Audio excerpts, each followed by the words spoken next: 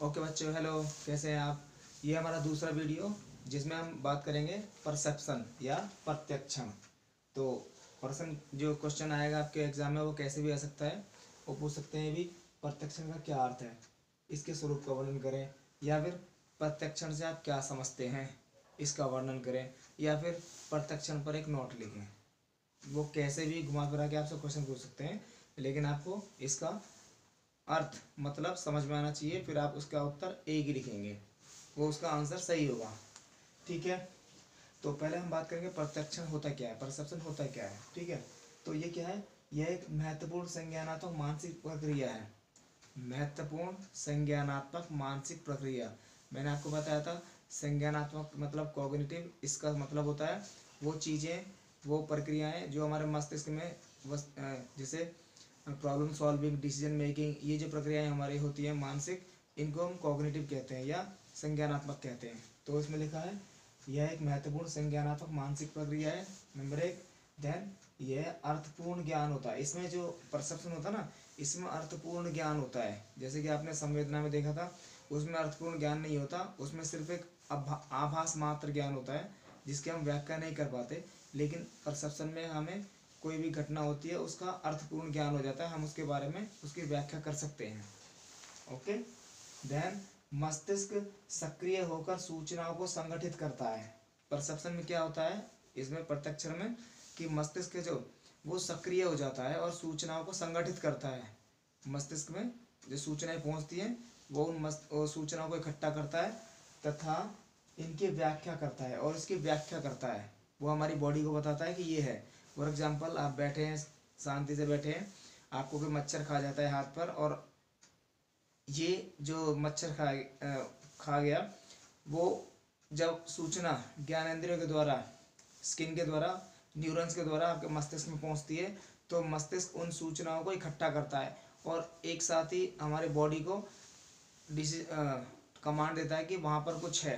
तो तभी हमारी आंखें उधर देखती हैं और हम तभी कुछ ना कोई एक्शन करते हैं, या तो मच्छर को उड़ाते हैं या मारते हैं। तो इट मीन्स हमारा जो मस्तिष्क है वो एक्टिव हो जाता है और उसकी व्याख्या करता है, जो हमें बताता है बॉडी को। जैसे हमने संवेदना में दो परिभाषाएं देखी थी, डेफिनेशन, ऐसे ही यहाँ पर भी वो दो परिभाषाएं हैं उन्हीं दो मनोवैज्ञानिकों की।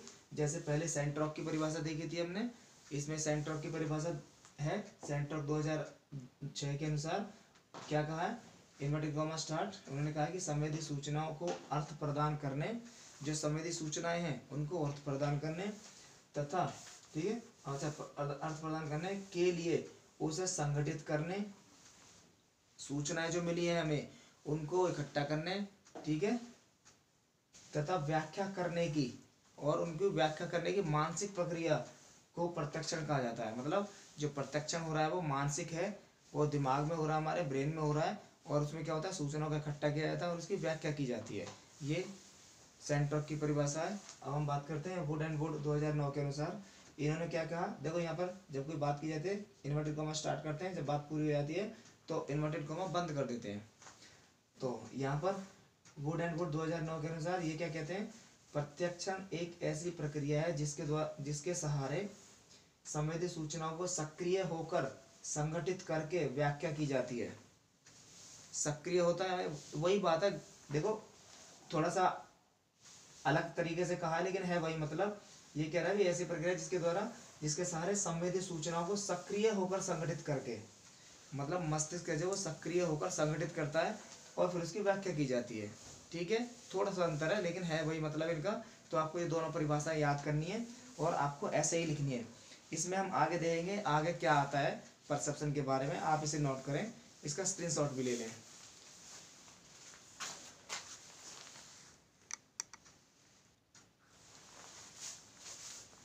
ओके बेटे, हमने दो परिभाषाएं देखी अभी, सेंट्रॉक और वुड एंड वुड की, जिसमें अलग अलग उन्होंने लगभग एक ही बात को दो तरीके से बोला।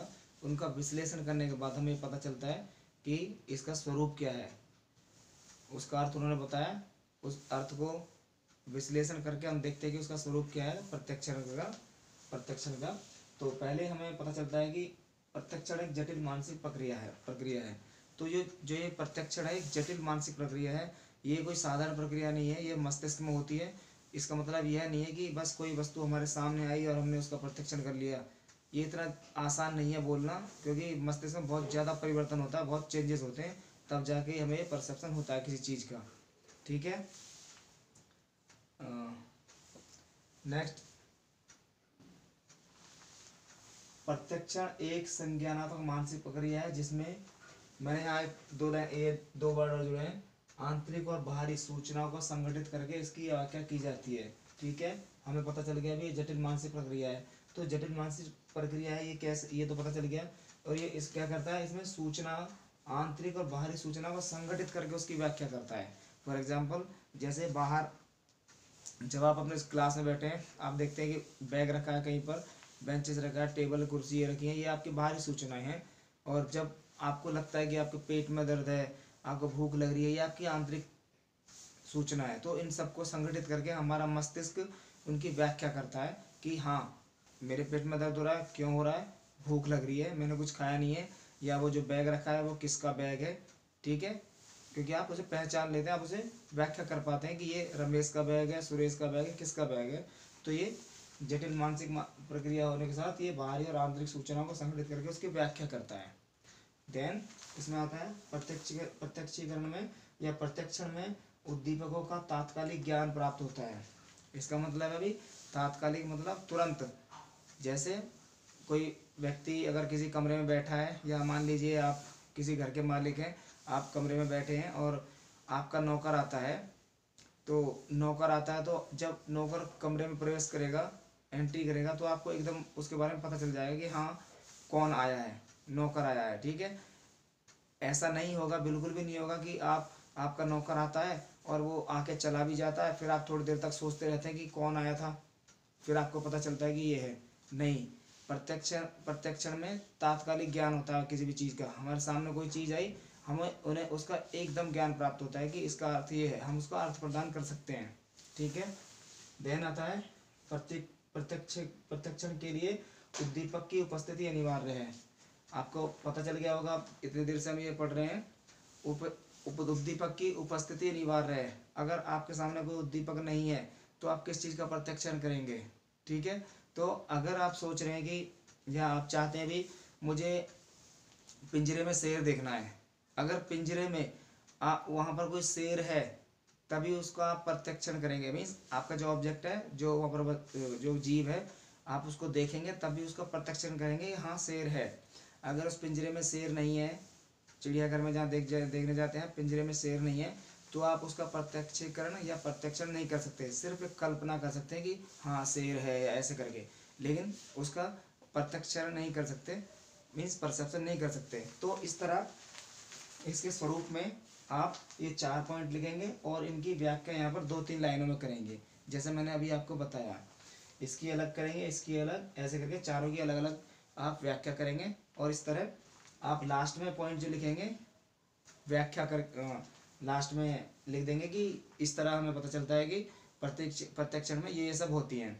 इस तरह ये आपका जो क्वेश्चन है कंप्लीट हो जाएगा। ठीक है, तो अब आपने 2 क्वेश्चन कर लिए, एक तो संवेदना क्या होती है और एक प्रत्यक्षण क्या होता है। ठीक है, इसके बाद क्वेश्चन आता है प्रत्यक्षण और संवेदना में क्या अंतर है। ये बहुत आसान है, जो आपने प्रत्यक्षण में किया, जो आपने संवेदना में किया, इसमें आपको अंतर खुद ब खुद दिख रहा है। ठीक है, इस क्वेश्चन को आप खुद करना, ना आए तब मुझे बताना सर हम पे नहीं हुआ, तब मैं आपको ये कराऊंगा। आज के लिए इतना ही। सभी बच्चे इसे देखें, इसे समझें और इसका स्क्रीनशॉट लें और अपनी कॉपी में भी लिखें। ठीक है, इसको जब आप लिखेंगे आपको एग्ज़ाम में बहुत आसानी होगी चीज़ इसका आंसर समझने में, आंसर देने में। ठीक है, जल्दी से रिवाइज हो जाएगा। आज के लिए इतना ही। आप इसे चैनल को भी सब्सक्राइब कर लें और इसको लाइक भी करें वीडियो को। ठीक है, और आप जो आपके फ्रेंड्स वगैरह हैं, जो साइकोलॉजी के स्टूडेंट्स हैं, आप उनको भी सेंड कर सकते हैं, उनको भी इससे फ़ायदा होगा। ठीक है, थैंक यू।